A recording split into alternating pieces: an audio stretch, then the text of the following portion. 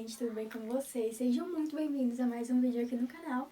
E no vídeo de hoje a gente vai falar sobre um assunto delicado, mas que é muito necessário, que é sobre o serviço social na época da ditadura.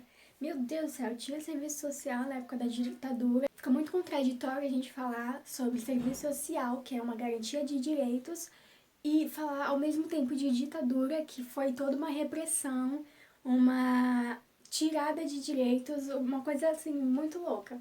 Então eu vou explicar aqui pra vocês porque sim, existia o serviço social na época da ditadura. Vou explicar um pouquinho sobre a ditadura, sobre o serviço social nessa época, qual era o papel do assistente social, como que aconteceu esse movimento histórico, né? Enfim, vou falar tudo isso. Já não se esqueça de curtir, se inscrever no canal e me seguir lá no Instagram, ok? Agora sim, sem mais delongas, vamos para o vídeo. O que foi, como surgiu, quando surgiu, como começou, como terminou, meu Deus do céu. São muitas perguntas, mas vamos lá com calma e com paciência. Como surgiu a ditadura? A ditadura militar é como chamamos o período em que os governos militares estiveram à frente do Brasil, ou seja, quando eles estiveram governando, administrando o Brasil. A ditadura militar durou 21 anos, foi de 1964 até 1985. Esse período foi muito complicado até de explicar porque envolveu muitas repressões, muitas torturas, falta de liberdade e uma total quebra de direitos, e totalmente uma repressão contra quem se opunha ao governo.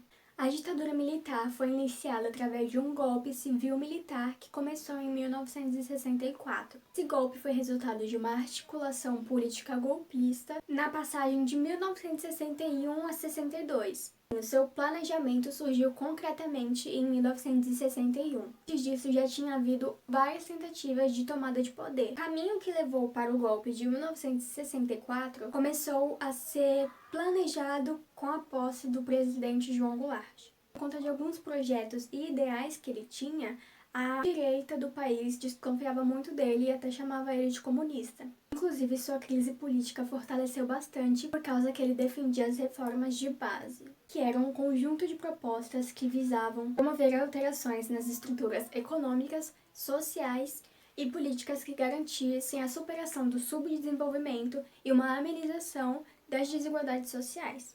Lembrando que naquela época tinha uma distância muito grande, uma separação muito grande, então ou você era de esquerda ou você era de direita. Isso incomodou tanto os conservadores daqui do Brasil quanto o governo estadunidense. Considerava o presidente muito à esquerda.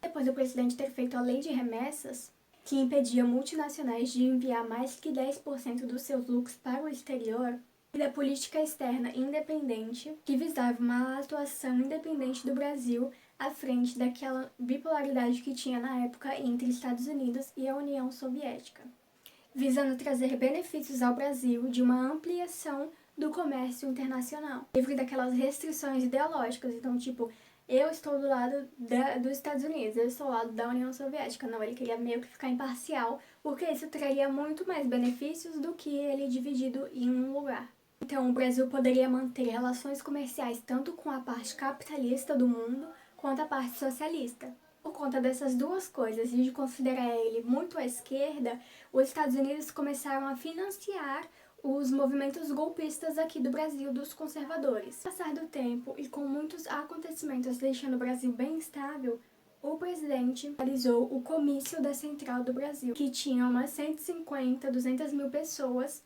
onde ele reassumia o seu compromisso com as reformas de base. E aí, logo depois, a parte conservadora realizou um movimento, olhou aquilo e falou, não, o quê? Como assim? E realizou um movimento que foi uma marcha em São Paulo, que reuniu 500 mil pessoas. Essa marcha é bem conhecida pelo nome Marcha da Família com Deus pela Liberdade. É contraditório esse nome, né? Essa marcha foi um movimento contra o comunismo e reivindicando a intervenção militar aqui no Brasil. Por isso que se chama civil-militar, porque não foi só um golpe militar, sabe? As pessoas, a sociedade, os civis, eles também contribuíram para aquilo acontecer. Apesar das promessas iniciais de ser algo assim rápido, breve, durou 21 anos. Os militares tiveram que lutar contra várias oposições do seu regime, mas eles repreenderam muito forte, sim, muito violentamente. Inclusive, houve várias manifestações de diferentes áreas da sociedade, digamos assim. Então, teve política, teve artes, né, cultural, dos estudantes, dos trabalhadores, teve bastante coisas, mas todas foram oprimidas violentamente. Escuta essa, foi criado um movimento de oposição. Joaquim, vai pra lá.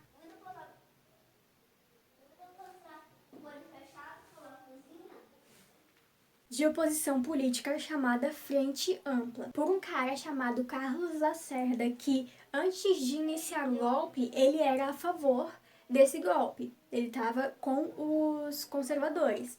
Só que quando o golpe realmente aconteceu e ele viu que os interesses que ele tinha, os benefícios que ele pensou que ia ter, ele não teve, ele foi para o outro lado da moeda e criou esse movimento de oposição.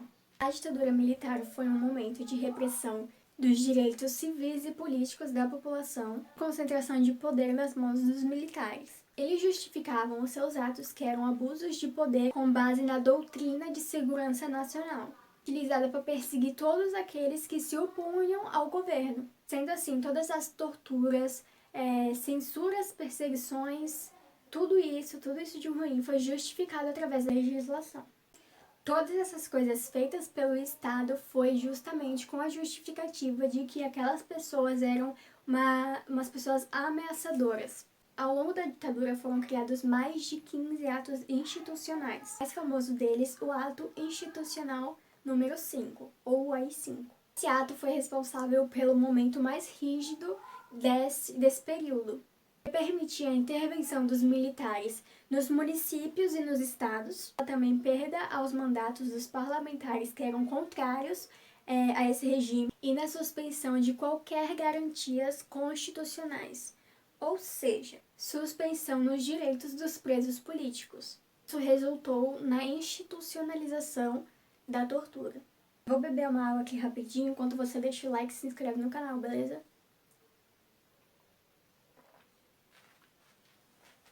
E aí, curtiu? Ao longo da ditadura, houve vários governantes, e um desses governantes era o Ernesto Geisel. A partir do governo dele foi iniciado um processo de abertura política no Brasil. No entanto, eles não estavam promovendo uma abertura democrática, mas sim realizando uma abertura em que eles pudessem controlar. O intuito era que o governo realizasse algumas concessões e esperavam consolidar governos que fossem apoiadores deles. Essa abertura falhou porque essas concessões deram esperanças à população, tornando-se intensa a luta por um regime mais democrático. Mas não, né? Um regime democrático, porque de democrático a ditadura não teve nada. Fora que a economia estava ruim, então já não estava muito legal. A abertura teve como primeiras medidas a anulação do Ato Institucional 5, ou AI-5, e o decreto de anistia, que perdoava todos os crimes políticos cometidos durante aquela época. E a permissão de criar novos partidos. A movimentação popular garantiu o direito de eleger o governador em 1982 e nos anos seguintes eles tentaram conquistar o direito de eleger novamente o presidente, que isso tinha acontecido só em 1960. A população não conseguiu esse direito e as eleições foram umas eleições indiretas. Em 1985 teve essa eleição e quem ganhou foi o Tancredo Neves. A partir disso, foi finalizando a ditadura militar. As eleições colocaram o fim da ditadura militar e um começo de uma democratização. E acabou a ditadura militar. Acontece que o Tancredo estava meio mal e aí ele nem conseguiu começar o seu poder porque ele teve complicações na cirurgia e morreu. E quem assumiu foi o seu vice, que era o José Sarney. A Constituição Federal foi promulgada dia 5 de outubro de 1988, sendo a lei fundamental e suprema do Brasil. É considerada Constituição Cidadã porque ela garantiu vários direitos considerados de base, como, por exemplo, educação, saúde, moradia, alimentação e por aí vai. Foi um grande marco no país porque foi justamente o fim da ditadura militar e um começo de um processo de redemocratização. Já tem vídeo aqui no canal onde eu expliquei direitinho sobre o surgimento do serviço social, como ele se desenvolveu até os dias atuais. Eu vou deixar aqui no card, então depois que você assistir esse vídeo você vai lá. Mas basicamente o serviço social aqui no Brasil surgiu na década de 1930. Ou seja, surgiu antes do golpe militar, que foi em 1964. Então sim, o serviço social já existia nessa época. Até a promulgação da Constituição de 1988, a assistência social foi tratada como caridade e não como um direito social. Os principais responsáveis pelas ofertas de bens e serviços eram as instituições de caridades, ou seja, as instituições religiosas. O espaço do assistente social se limitava apenas aos executores das políticas sociais. Os profissionais nessa época tinham pouquíssima autonomia, deixando seu papel se traduzir como cumpridores de políticas sociais. Em relação às políticas sociais da época, eram moldadas à realidade induzida e autoritária e tornavam-se meios para amenizar as relações entre o capital e o trabalho. Na nova Constituição, a assistência social passou a fazer parte da Seguridade Social e contribuiu para afirmar o seu caráter não contributivo, ou seja, que não precisa contribuir financeiramente para ter acesso. Contribuiu também para afirmar o direito dos cidadãos. A partir da década de 1990, foram implantadas algumas políticas para amenizar a desigualdade social. Porém, antes de 1990 já existiam políticas assistenciais, concentradas nos grandes centros urbanos. Durante a ditadura militar, houve uma crescente institucionalização da política de assistência social em nível federal. O governo militar utilizou-se de benefícios assistenciais, implementação de programas nacionais de caráter social para aumentar a sua base de apoio. Os beneficiários do período foram os trabalhadores rurais, idosos, pessoas com deficiência, famílias bem pobres e crianças e adolescentes destituídos de amparo familiar ou envolvidos em atos infracionais. Porém, no período havia exigência de inserção no mercado informal de trabalho para ter acesso à maioria dos direitos. Em 1974 foi criado o Ministério do Trabalho e o Ministério da Previdência e Assistência Social, o primeiro ministério a incorporar dentre as suas funções fundamentais a proteção social e a prestação de auxílios materiais e educacionais. No ditatorial houve a consolidação da renovação da profissão. Ocorreram mudanças representativas no campo prático da profissão e as demandas e os instrumentos utilizados também mudaram. Os processos de trabalho dos assistentes sociais se renovaram junto ao movimento de reconceituação, realizado a partir de encontros e reuniões, onde foram debatidos aspectos que precisavam de mudanças. Inicia-se então a articulação do movimento de reconceituação social embasado na insatisfação dos assistentes sociais em relação às condições de vida dos trabalhadores e do povo brasileiro, que tinham seus direitos civis e humanos quebrados pelo regime militar. Houve também uma conscientização das limitações profissionais, tendo a necessidade de promover atendimentos e intervenções que trouxessem resultados mais efetivos. O movimento de reconceituação é muito importante para o serviço social, e é a partir daí que surge uma outra visão sobre a prática profissional, voltada a um olhar mais crítico da realidade social e buscando justamente ações que sejam mais efetivas. A ditadura militar foi um dos momentos bem conturbados da nossa história.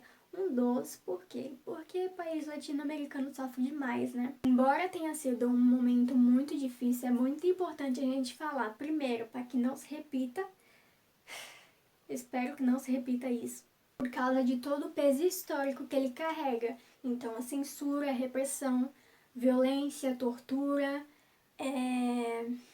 qual é o nome, gente? Sequestro, enfim, tem várias coisas que, meu Deus, se eu ficasse falando aqui, ia ficar o dia inteiro. Inclusive, tem esse meme aqui, que resume bem essa época de censura, porque, gente, teve bastante censura mesmo. Não só nas músicas, por exemplo, mas também na mídia.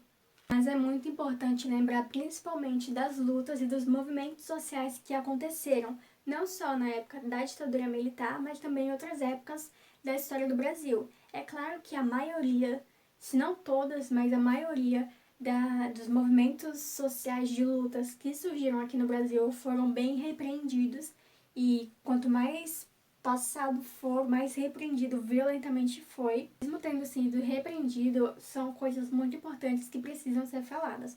As coisas só mudam se a gente lutar pelos nossos direitos. Inclusive, teve vários assistentes sociais que foram torturados na época da ditadura militar, viu? Acontece, teve muitas violações de direitos.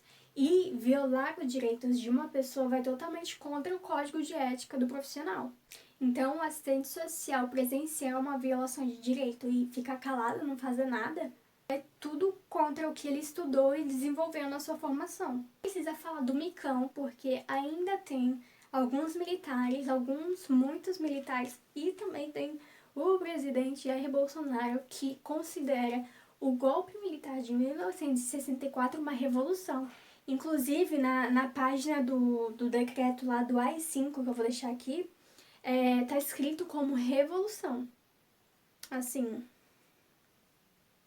espero muito que vocês tenham gostado. Trouxe aqui um pouquinho sobre a ditadura militar, o serviço social, a Constituição. Essa época foi uma época, assim, bem marcante no Brasil, principalmente para a produção de serviço social. Não se esqueça de curtir o vídeo, se inscrever no canal e me seguir lá no Instagram, ok? Se você gostou do vídeo, se você tem alguma sugestão, comenta aqui embaixo, porque o comentário de vocês ajuda bastante a eu saber se vocês estão gostando do conteúdo, se vocês querem mais conteúdos desse tipo, ok? Então comenta aí embaixo qualquer coisa, nem que seja tipo um coraçãozinho e falar, poxa, gostei do vídeo, parabéns aí pelo seu trabalho. E bom, é isso. Um beijo e até a próxima.